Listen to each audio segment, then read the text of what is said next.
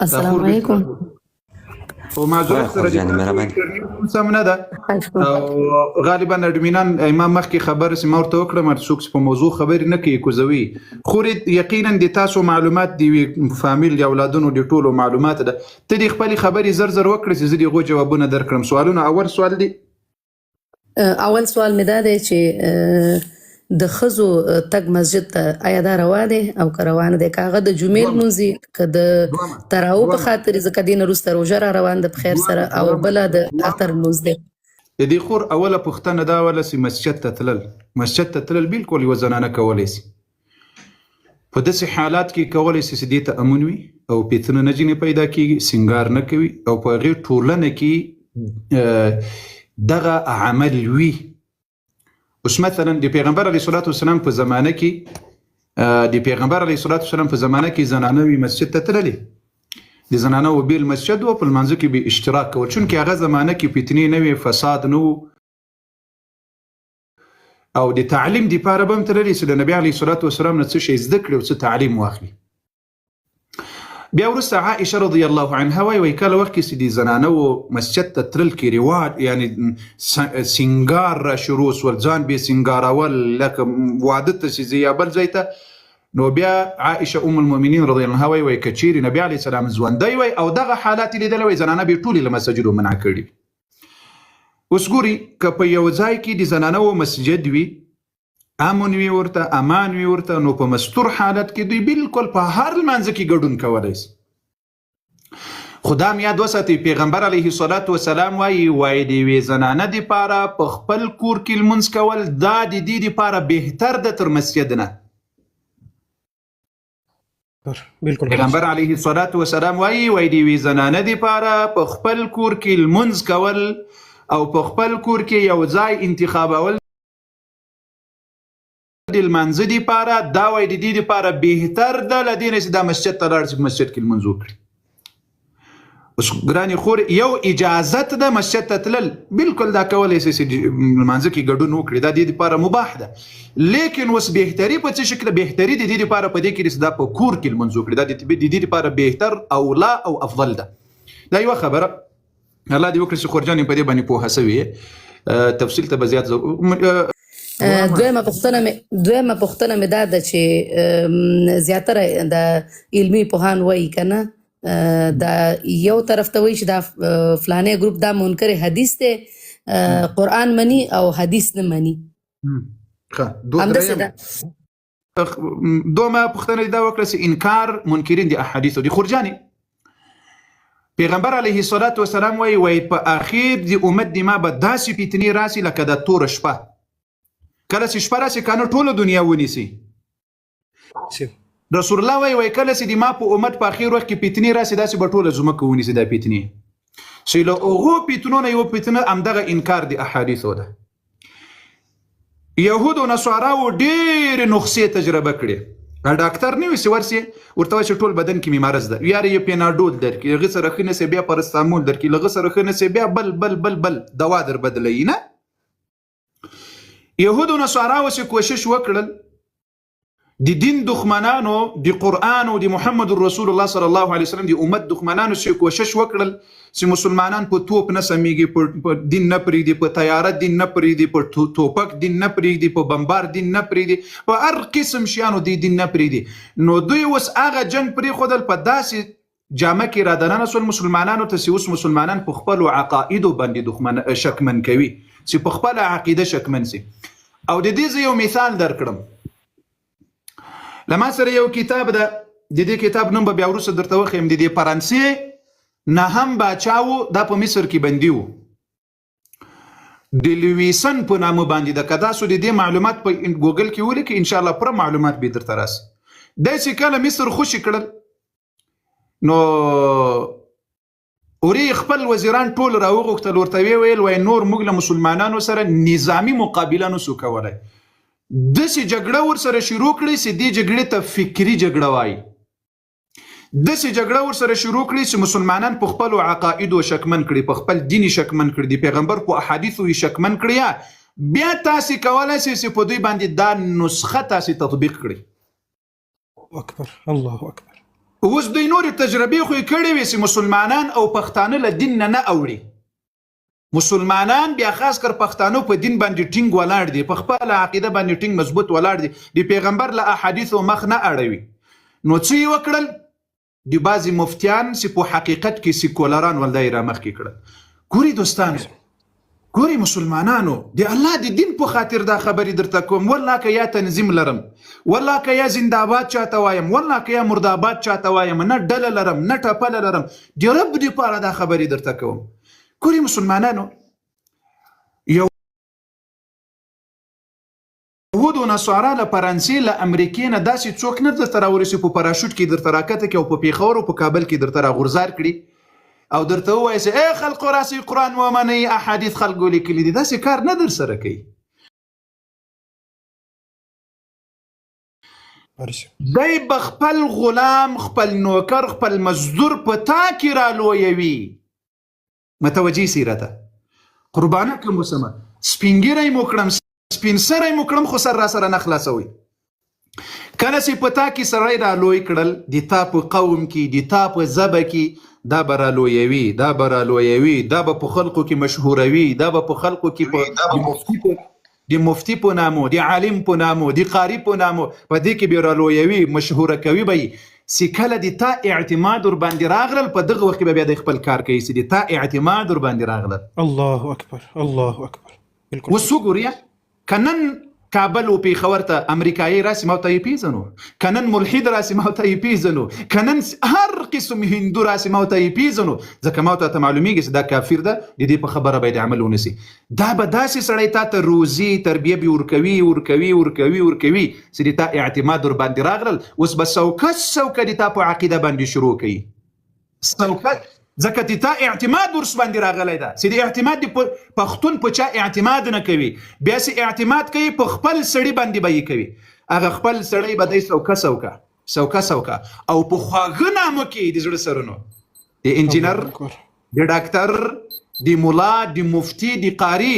په جامه کې به درته رامخکې کوي. چې کله د تا اعتماد ور باندې راغلل، بیا به هغه څوکه تا ته عقیده ښکاره کوي، بیا به هغه عقیده ته ورسره منې، ځکه ته مجبوره کېږې، ځکه تا اوس منلی ده، د تا عقیده ور باندې راغلې ده. یا به د قومیت، قومي مظلوم د په دې جامه کې به څوک درته رامخکې کړي، یا به بل دا فتنې اوس په دې امت باندې راغلي دي.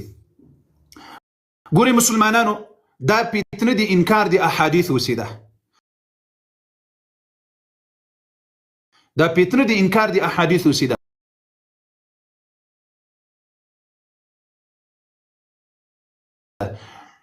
دا خلق روزل سوي خلق دي. دا خلق که اوس درته راغلي وای، که سیکولر یا ملحد یا عیسوي یا نصرانی یا هندی یا مجوسی یا مثلا هندو سیک درته راغلی وای او درته ویلی وای چې ای مسلمانانو حدیث مه منئ، دا خلقو لیکلي د قرآن ومنئ، تاسې بیا د دې هندو خبره منله؟ نه مو منله، ځکه هغه هندو ده. اوس که دغه هندو باندې نوم درته ولیکل چې مفتي صاحب، قاری صاحب، بیا د تا اعتماد ور باندې راځي، ځکه دا د دین په جامه کې درته راغلی، دا د هندو په جامه کې نه ده درته راغلی. نو اوس قدرمندو، دغه د انکار د احادیثو فتنه، دا اوس له قرآن نه په حقیقت کې انکار، دا خو تا ته نه وایي، ځکه تا ته نه وایي، دی روزل سوی همدا ده چې تا څوکه له ایمان خلاص کړي، له دین نه دې خلاص کړي، څوکه دې په قرآن شکمن کړي، په دین دې شکمن کړي. ته چې په احادیثو شکمن شوې، په قرآن شکمن شوې. احادیث ولې نه منې؟ ځکه دا انسانانو راته راوړي، دا قرآن چا راته راوړی دی؟ قرآن هم همدغه انسانانو راته راوړي، دا حدیث یې راته راوړي. نو ته په حقیقت کې چې په دې خلقو شک کوي، په هغه د قرآن په خلقو شک کوي، له قرآن دې څوکه خلاصوي. نو دا ډېره لویه عظیمه فتنه ده. مؤمنانو مسلمانانو ځان ته نجات ورکړي. دا اوسنۍ فتنه نه ده، دا له پخوا را روانه سوي، را شروع سوي ده.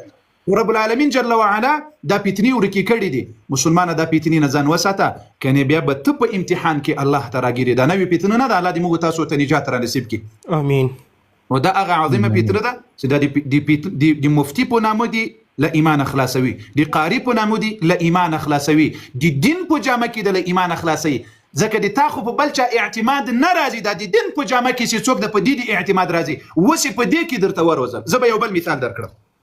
الله اکبر. مسلمانانو ډېر خلق د کفري نړۍ وروزل، د ډاکټرانو په نامه کې څوک درته رئیس جمهوران کړل، څوک درته صدر اعظمان کړل، د کرکټیانو، د نورو بلاو، د انجینر په نامه، د ډاکټر په نامو د صدر اعظم په نامو ډېر خلک په يهوديانو نصرانيانو د تورز المسيراني درته جوړ کړل بالکل خدای دې تا خلق و دي تا خلق درنه پورته کړل وی روزل بیا راوړل پتاي مسلط کړل د مسلمانانو عقاید بیا مر سره خراب نسول الله اکبر د الله مسلمانانو عقاید بیا مر سره خراب نسول دی فکر وکړل سراسه دغه نقصه ور باندې تطبیق کړه څنګه د مفتی د قاری د مولا جامه ده د زړه سرونو قربانه کوم سم دغه پیتنه بم الله شندوي لمنځه بیوړي خو یو خاطر دی الله وکړیا لکه څنګه سي ډاکټر دي تاسو ایمانونه در نغلا نکړل انجینر غلا نکړل ډاکټر میرزا د پلاني ډاکټر د پلاني دي ایمانونه در نغلا نکړل در خرابي نکړل د دې قاری او مفتی پنجامه کې سي کوم پټ سکولران درته روزلي دي درته رامخ کې کړي دي سي لا وخت په دې کار سوي داسې ما ته ور باندې نه پوهیږو او زمو په هوا بیا په موږ باندې ټاپي لګوي نو مؤمنانو مسلمانانو دغه پیتنې ته متوجي سي دا مولا ایمان نخلاصي دا مولا اسلام نخلاصي دا مولا پیغمبر نخلاصي په رب قسم مسلمانانو الله سوکاله چې دا امت په لکونو په میلیونونو په میلیارډونو مسلمانان محدثین علما راغلي دي تیر سوي دي په میلیارډونو مسلمانان په لکونو په میلیونونو علما فقها محدثین راغلي دي اغه نه پوهیدل وس د سیکولرانو په جامه کې سي مفتی او قاری راغلی ده تا ور باندې پوهیږي آیا د پیغمبر علی السلام دا خبره سي ما امت په گمراهی نه را یو ځای کیږي قرآن صدر تویم دغه قرآن سي توي زي منم ومن يشاقق الرسول من بعد ما تبين له الهدى ويتبع غير سبيل المؤمنين دا دمر امت مسلمانان سي راغلي دي ودي او ټول د ټول امت نه په بل طرف رواني رب صدر توي وای وسید له امت نه لار بیل کړله ويتبع غير سبيل المؤمنين دي مؤمنان لار دي پرې خودله دا مؤمنين څوک دي صحابه تابعين تابعين مجتهدين فقهاء محدثين مسلمانان ويتبع غير سبيل المؤمنين دي مؤمنان لار دي پرې خودله دي سیکولرانو په لار باندې لاړي دي منکرینو دي احادیثو فسوف نصليه نارا بیا دي لاري پای بیا ور د جهنم ده فسوف نصليه نارا بیا د اخیری ځای د هغه جهنم ور د مؤمنانو مسلمانانو رب درته وي د مؤمنانو لاري نه اخوا دي خو مزي د امت لاري نه اخوا دي خو مزي دا د هغه خور دومره پیتنه الله دې موږ تاسو ټول ته نجات را نصیب کړي یو او بل خبره ده چې عذاب قبر دا تاسو ورته کوم منکر حدیث وای دوی عذاب قبر نه مني او موږ تاسو چې عذاب قبر شته په دې باندې ما ترنا واچوي په دې درې پښتنو بس لازمات پر کافی ده قبر عذاب وعليكم السلام قبر عذاب بارك الله وعليكم السلام ګوري ګراني خوري د ما او تا د پاره محمد رسول الله رهبر ده محمد رسول الله مو کافی درته سی خبره راته کړي نبی عليه الصلاه والسلام بویل وای کدا دعا چا وویل بل منځ په پای کې د تحیات او په پای کې ربنا آتنا فی الدنيا په دې ځای کې دا دعا وویل الله جل وعلا بدی قبر لا عذاب نه د جهنم لا عذاب او د مرګ په وخت له پیتنې او د قبر له پیتنې له ټولو بنجات ورکړي سوای پیغمبر علی السلام اللهم اني اعوذ بك من عذاب النار وعذاب القبر څه شي وعذاب القبر الله اكبر څومره په واضحو الفاظو وعذاب القبر یو بل ګور د ما ته رهبر محمد رسول الله دا یو سیکولر ز خويندو مایندو مسلمانانو رونو ز دې ته حیران پاتې یم چې محمد رسول الله یو صحیحه خبره در تراور څنګه نه منم خو یو سیکولر مفتی یا یو سیکولر قاری یا دی محمد رسول الله په خبره چې ټول امت په دې روان ده محمد رسول الله صلی الله علیه وسلم وای په ابو داود کې دا صحیح روایت په نورو کتابونو کې ترمذی او نسائی کې غالبا راغلی ده پیغمبر علیه الصلاۃ والسلام په قبرونو تیریدل نو صحابه تیرتل وای دا دوه قبرونو په عذاب کې بیا نبی علیه السلام یو دغه ور باندې ولا ودرول یو لخت ور باندې ودرول چې دا په عذاب کې دي یو شیطانت کول بل بول وزن نساتن دا بل اوس په قران تراسو رسم مفسرین د قران عظیم شان دي آیات په تفسیر کې سوای ومن أعرض عن ذكري فإن له معيشة ضنكا بعض مفسرین وایي فإن له معيشة لدین دی په دنیا کې ما خوړل په قبر کې به الله جل وعلا تا ته عذاب درکړي فإن له معيشة ضنكا سخت په تکلیفونو ځون بدی چیرې په قبر کې ورسه تفاسیر وګور ورسه د قرآن تفاسیر وګور سپاري ودي زړه مطمئن ابن كثير قرطبي طبري جلالين وغيره وغيره دا دی یو بل ځای کې پسې وګوره بل ځای کې اعوذ بالله من الشيطان الرجيم دي فرعون په بارکه سالت دي فرعون دي قوم په بارکه سرازي ادخلوا آل فرعون اشد العذاب دغه آیاتونو نمخ کې النار يعرضون عليها غدوا وعشيا النار يعرضون عليها غدوا وعشيا دوی تبع عذاب ورکول کېږي په سهار او ماښام کې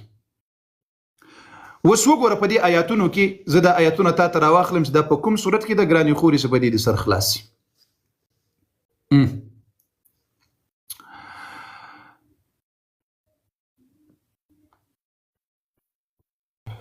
صبر وکړه تاسې وګورئ اعوذ بالله من الشیطان الرجیم دا کوم صورت ده دا سورة غافر ده شپږ څلوېښتم نمبر آیات ده وګورئ اعوذ بالله من الشیطان الرجیم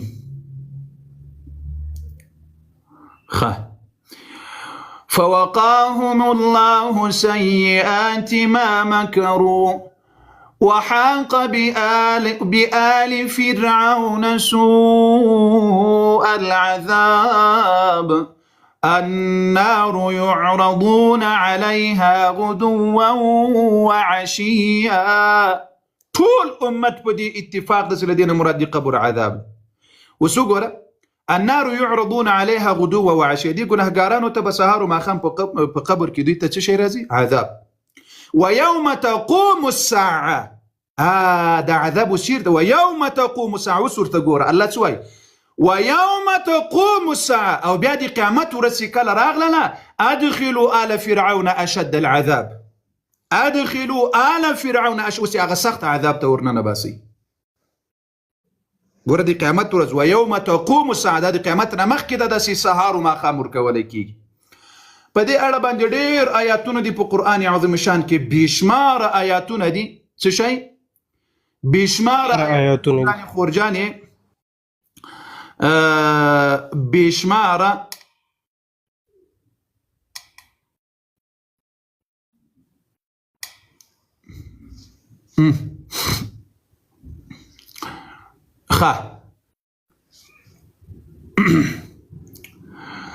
وستو وګوره دې ځای ته سورة النوح کې اول بدا بل آیات بم درته وایم سورة النوح کې مما خطيئاتهم اغرقوا فادخلوا نارا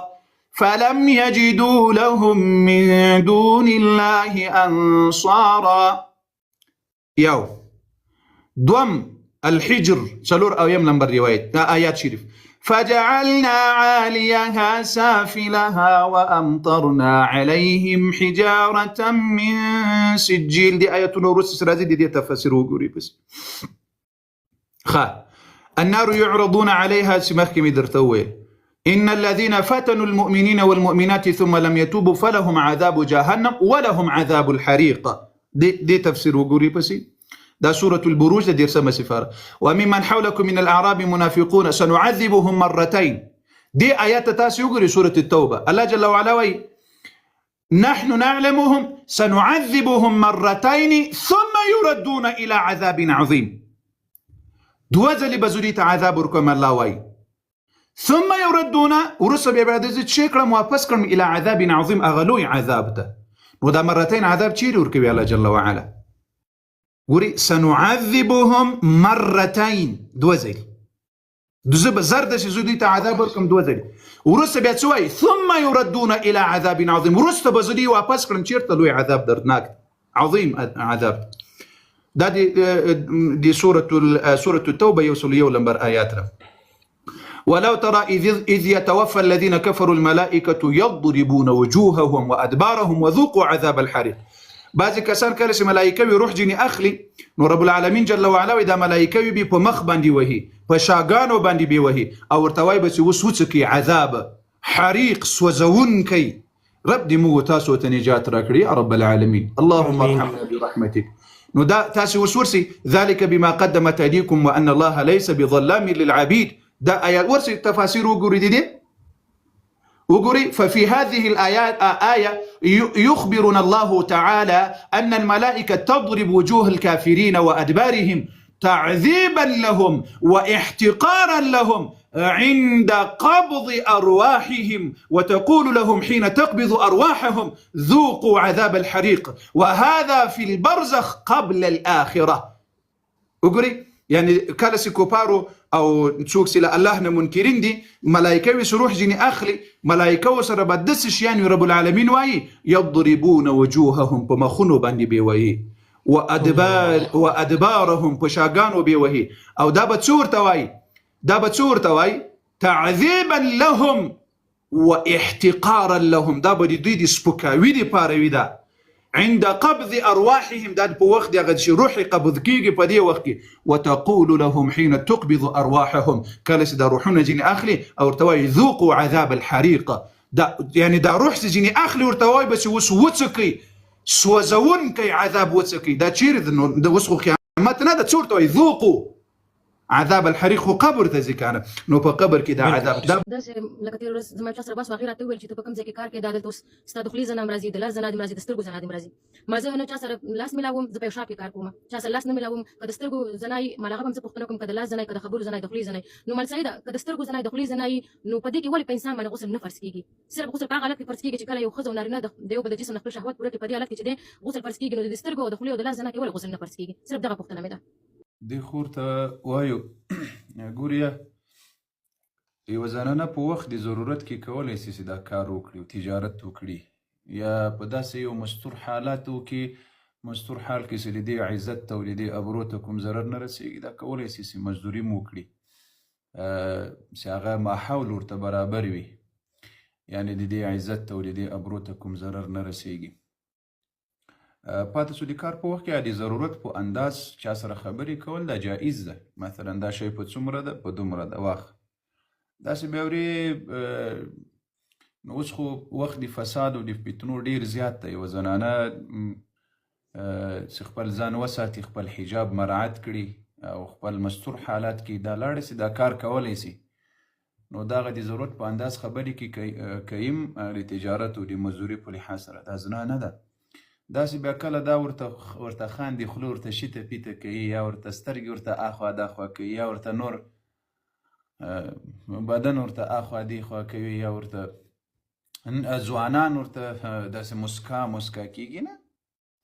نو بیا په دغسې حالاتو کې د دوی خبرې پیغمبر علیه الصلاة والسلام دغه هغه مراحل دي چې دا هغه حقیقي زنا نه ده دغه هغه اسباب دي چې تا زنا ته رسوي هغه واقعي زنا ته دې پسې رسوي. ځکه دا زنا چې کېږي د دې اوله سر له سترګو نه شروع کېږي. ته چې چاته ونه ګورې نو هغه سره د تا همدغه تعلق نه جوړېږي ورته ګورې به خبرې به ورسره کوې نو کله دې خبرې ورسره وکړې خبرې دې واورېدلې ودې کتل جسم ته دې وکتل نو هغه ابتدایي مراحل دي زنا دي چې پیغمبر علیه الصلاة والسلام ویلي چې له دې نه ځان وساتي. الله قرآن عظیم شان وایي ولا تقربوا الزنا انه كان فاحشه. الله جل وعلا وایي ستاسې هغه اسبابو ته مه نږدې کېږي چې هغه مو زنا ته رسوي دغه ناروا کار و بد اخلاقي ته مو رسوي. نو یوه زنانه چې په مستور حال کې او د حیا څادر یې په سر وي غیرت یې وي او بې له ضرورته که تاسو خیال کړی وي په دې اروپا کې مسلمانان زنانه شوقا دوی کار ته ځي شوقا دوی دپاره کار جایز نه ده. خاوند یې ورته کار کوي ورونه یې ورته کار کوي پلار یې ورته کار کوي نو دوی د مستي په خاطر باندې ځي کار کوي نو د مستي په حالاتو کې کار کول دوی ته جایز نه ده.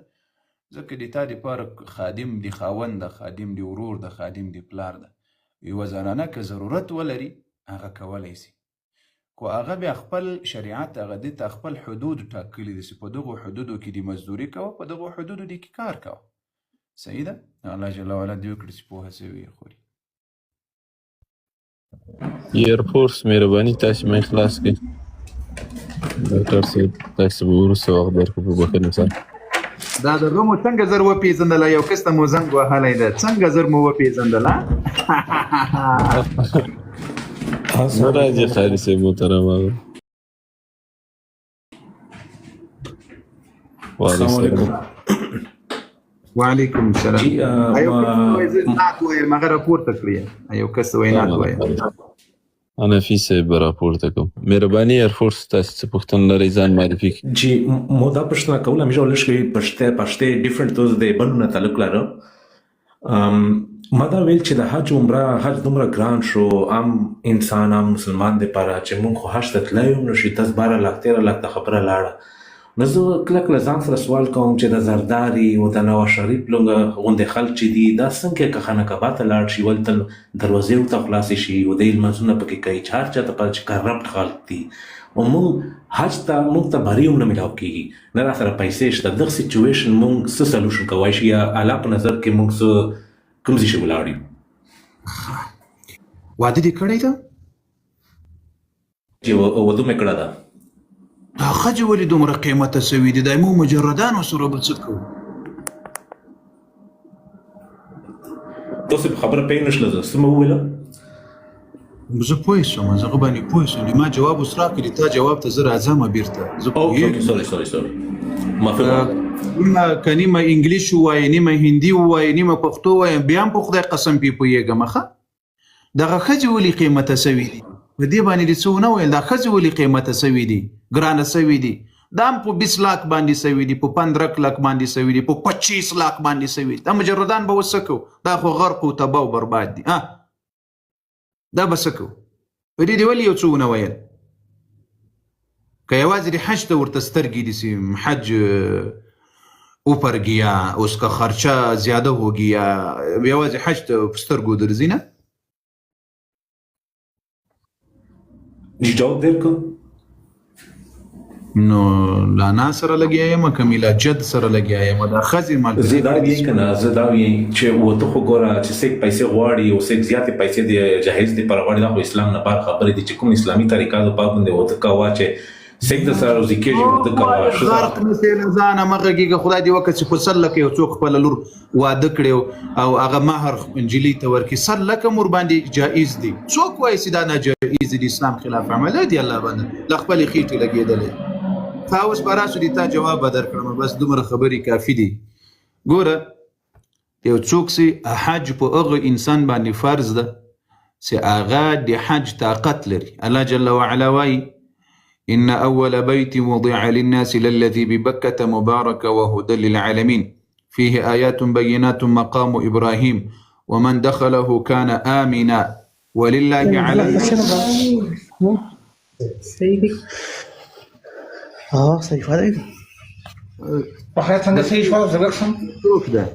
مهرباني وکړه الله جل وعلا وایي ولله على الناس حج البيت من استطاع إليه سبيلا الله وایي حج په هغه وخت کې په تا باندې فرض چې ته د حج د کولو طاقت لري اوس که زرداري کوي دی بلې کوي لیکن تا دپاره په هغه وخت کې په تا باندې حج فرض چې ته وس و طاقت ولري که د وس و طاقت نه درلودل در باندې فرض نه ده که مړ شوی مسؤلیت نه ده درله غاړې که د وس و طاقت ودې نه کړل بیا مسؤلیت درله غاړې ده که د وس و طاقت نه و اوس مثلا ما ته خو حج دومره له پخوا راهیسې همدغه را روانې ده مصرف یې زیات ده اوس هغه د حج ترتیبات زیات سوي دي یعنې ښه سوي دي د پخوا په شکل نه دي چې مسلمانان به مړه کېدل 10,000 کسان به مړول 20,000 کسان به مړول اوس حج داسې سوی ده لکه په خپل کور کې څه کوي حج داسې سوی ده هر څه دې په موټر کې دي هر څه تا ته په ترتیب سره برابر وي تکلیف پکې نسته پریشانی پکې نسته مرګ پکې نسته نو دا مصرف شو یو څه زیات کړی نه په همدغه خاطر باندې زیات کړی د هلته ترتیب درته داسې نه ده لکه دی پخوا اوس ماشاءالله چې یو څوک حج کوي لای بند شو غږ درازي کړي مهرباني پخوا به ګوري که تاسو خیال کړی وي ما الله جل وعلا دې له ټولو مسلمانانو حجونه قبول کړي او که چا نه وي کړي الله دې توفیق ورکړي چې وي کړي په 2010 کال کې موږ حج وکړل که 2011 کال کې و غالبا یعنی په کوم کال چې موږ حج وکړل په هغه کال باندې تقریبا 100,000 حاجیان مړه سوي وو وفات سوي وو. خیر په هغه کال باندې خو ایران هم یو خباثت کړی او خدای دې دوی هلاک او تباه او برباد کړي.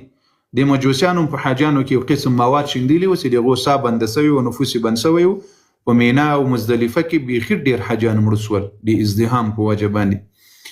ځکه ګرمي هم زیاته وي. پخوا د 10 کاله مخکې، اوس خو حج یعنی هغه په ډېره سخته ګرمي کې نه ده، یعنی 10 کاله مخکې په داسې شدیده ګرمي کې ولوسي انسان به ورسره بیخي په تکلیف کېدل. اوس که تاسو خیال کړی وي ناقانونه کس حج نسی کولی، دا بزی په قانون په شکل باندې به په موټر کې به زمینا ته به په موټر کې وي، مزدلفې ته به په موټر کې وي، عرفات ته په موټر کې ده، خوراکي دوی ورکوي، چیخاک دوی ورکوي، هر څه په ترتیب سره، خیمې دي، کوټې دي، کټان دي،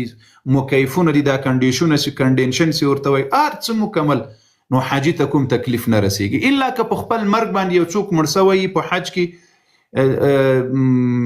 دا خو بیله خبره ده، دا خو طبیعي خبره ده. اما نور دغسې په ټیلو ازدحام کې یو 2 نفر حاجیان هم نه دي مړه سوي په دا 15 کاله کې چې دی کوم نظام ترتیب ورته جوړ کړی ده. نو دا دی ورور ته وایم چې کله وخت کې الله وس درکړل حج وکړه، که دې وس نه و نو که بیا 15 روپۍ باندې حج ویم چې وس و طاقت دې نه وي حج در باندې نسته، او که په 15 لکه او 10 لکه او 10 لکه ویم چې وس د طاقت دې نه وي حج در باندې نسته، سوي دي که په 15 روپۍ وي که په 10 روپۍ وي، بیا د دې مسؤلیت در لغاړې ده، بیا کوي. ښه قربان دي سم.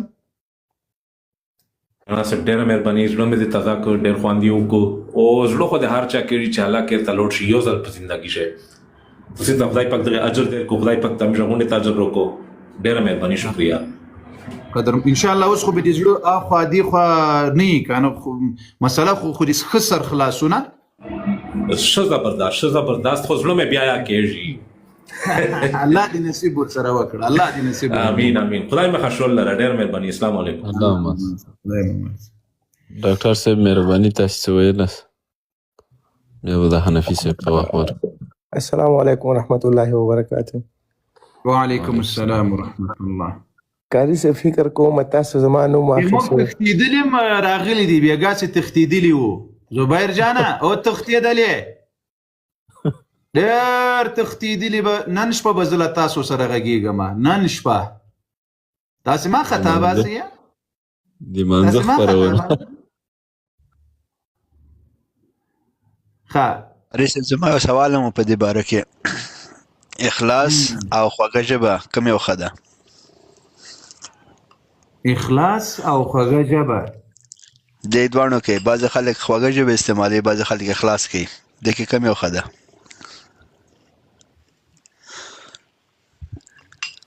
زه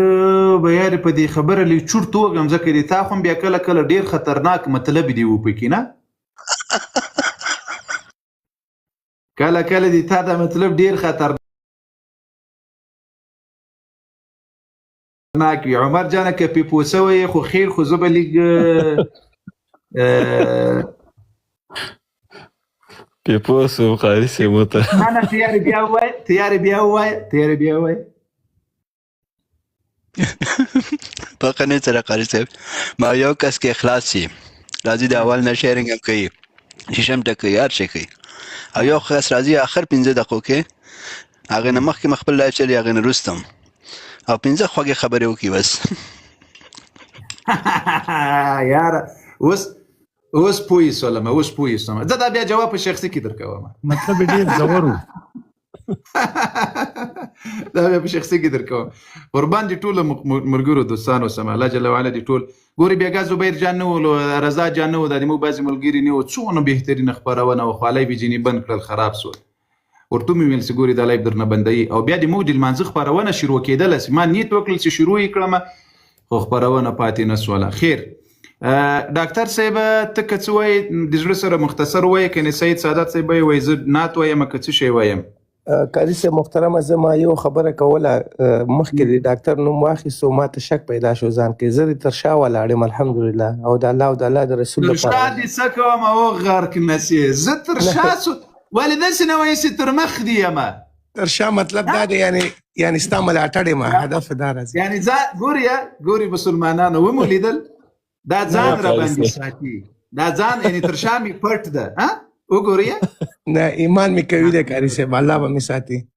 یاره په دې شخصي کیسې مې میسیج درته کړی د توبه مې دي پینه هم پوي په خدای کې پويګم زه په دې مسایلو نه پويګم زه اوس کمره خلاصوم زه کتاب ته پروت یم زه په دې مسایلو نه پويګم زه ټیک ټاک او د شینو کې ډیره دلچسپي نه لرم په کاری دې ټیک ټاک کې مې میسیج درته کړی دا میسیج یو ګوره بیا جواب راکړه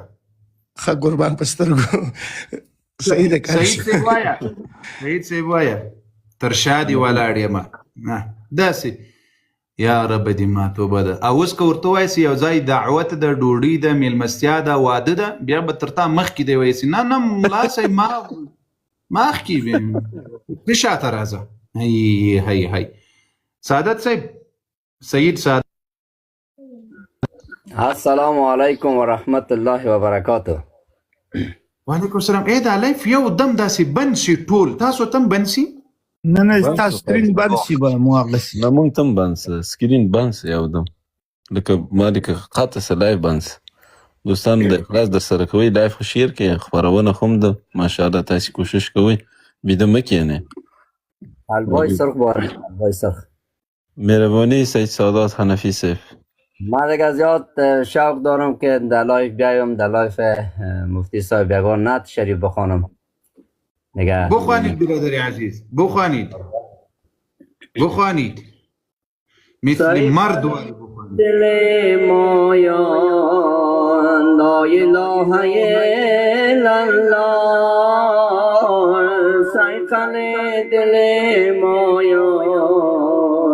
لا اله الا الله نور آفتاب جان لا اله الا الله بهترین ذکر یک گفت احمد برک بهترین ذکر یک گفت احمد برک داد در جهان رونق لا اله الا الله داد در جهان رونق لا اله الا الله گفت خالق جبار ذکر من کنید بسیار گفت خالق جبار ذکر من کنید بسیار لا اله الا الله سایقل دل مایان لا اله الا الله چشم دل بکن روشن بعد از آن ببین ای جان جمله معنی قرآن لا اله الا الله جمله معنی قرآن لا اله الا الله ذکر آدم و حوا ذکر جمله انبیا ذکر شایع وطنا لا اله الا الله ذکر شایع وطنا لا اله الا الله ما عاشقان زاریم غمخوار ما محمد ما عاشقان زاریم غمخوار ما محمد دل داده به قراریم دلدار ما محمد ما بلبلان شوقیم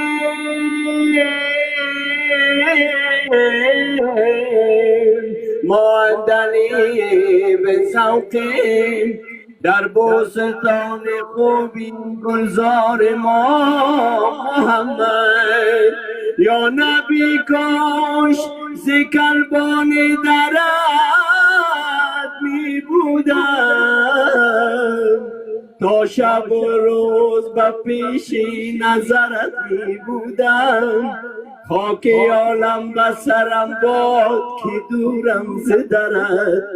خاک می بودم و در راه گذرت می بودم. هزاران درود و هزاران سلام ز ما بر جناب محمد علیه الصلاة و السلام. تشکر جناب مفتی صاحب محترم. تشکر برادر عزیز. اللهم صل وسلم على حبیبنا محمد وعلى آله وصحبه اجمعین. دغه یو کس هغه توري صاحب لکه سراغ توري صاحب ته راپورته سه ما زنګ درته ویل کېدای سي دې دلیل ورسره راوړی. توري صاحب ما زنګ درته ووهل. توري صاحب راپورته سه. توري صاحب راپورته سه. راس سعید صاحب مننه. الله مو مل شه. فی امان الله. دغه توري صاحب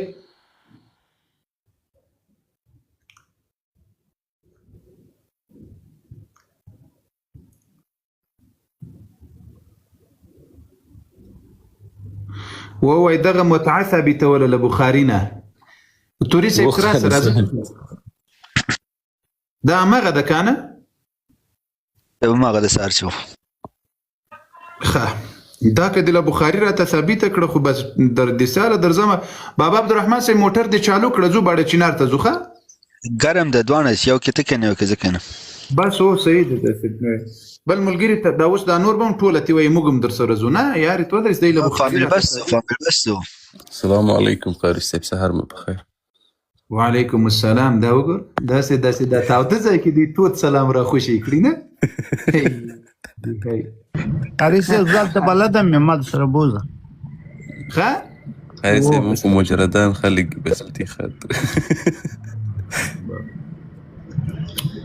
دا ګوري د دین دښمن یو ځلې د سکرین بند شي چې کوي د خبرونه خوندوره کې اخلاص در سره وکړي. السلام علیکم قاری صاحب. وعلیکم السلام. قاری صاحب څنګه خیر ده؟ قدرمن سیا دوادري سي هغه صاحب راسي اوس هغه صاحب ویل بخاري ته ثابتوه به قاری صاحب دا یو سول مې ده. زه جی په سعودیا شوی و د یوې کمپنۍ شي ډیوټي کوم. اسمیشته د لکه مشپشین د لمونځو د فرض ټیم میلاویږي سنت ټیم اکثر میشته نه میلاویږي. ډیوټي په دوران شي فرض عمر ته خوشي کړه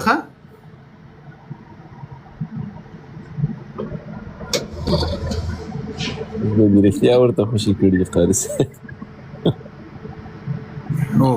اکثر داسې چې هغه سعودیون دي چې هغه داسې لکه خالي فرض کوي بیا سنت دی ډېره مله نه کوي. هغه خو سعودیان دي. ته څوک یې؟ جی زه سني یم. دې خبر ته چې هغه کور کې هم نه کوي کوي سنت کوي د زړه سره سنت لو کې برکت په ژوند کې به مبارکت وي په رزق کې مبارکت وي سنت مه پرېږدئ. ما ته یو هغه صاحب چیلنج را کړی یو مسلمانانو چیلنج مې ورسره قبول کړل. هغه عنوان مې لرې کړل ځکه زه د ورځې لایف راغلم. دغه تاسو ته مې هغه عنوان اوس ډیلیټ کړل. کله چې 2.5 ساعتونو نه خبره واوښته دا زنديق آغا له ایران نه چیلنج را کړی و د ودې باړه چنار نو وای زه به ټول شیان مې ورسره وکړل. مال سعید زه د ورځې مال وخت نه لرم خو د تا دپاره وخت درکوم وای بس انشاءالله په 2 ساعته کې زه درته را حاضرېږم. زه 1.5 ساعت مخکې راغلم مال را بسې خو اوس 2 ساعته د موږ د لایف 2.5 ساعتو ته خبره ورسېدله چې آغا تر اوسه نه پوهېږم چې اوس به چیرې ګرځي کومک و مدد به له چا نه غواړي خو د موږ ټیم پوره ده. الله جل وعلا د دوی ته هدایت نصیب کړي.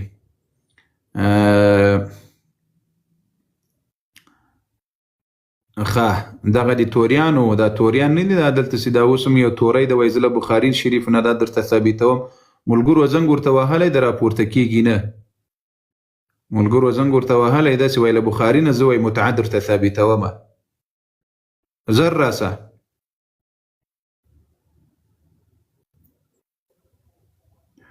اظهار الله صاحب وایي په شخصي کې مې میسیج درته کړی ده. والله وروره دا 2 کسانو ته مې په شخصي کې میسیج کړی ده، په نفس یې ورولستی یم، څټي مې په دې شخصي کې جواب ورته کول. ځکه ډېر وي یعنی سهار 2 ساعته ټیک ټاک ما بند کړل چې وروسته مې خلاص کړل 2 ساعته بعد 900 میسیجان پکې راغلي وو. 900 له 900 نه زیات میسیجان راغلي وو. نو تاسو فکر وکړئ چې 50 ته جواب ورکړئ، بیا د موږ پښتانه خو تاسو ته معلوم دي ماشاءالله. دلته زه په لایف کې پښتانه ورته جواب کړم د دې حکم داسې ده،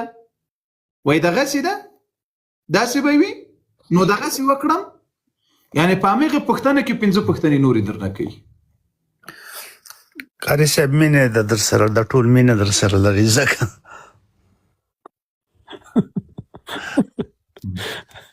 دا خبره دې والله افغان صاحب دا خبره دې یو څه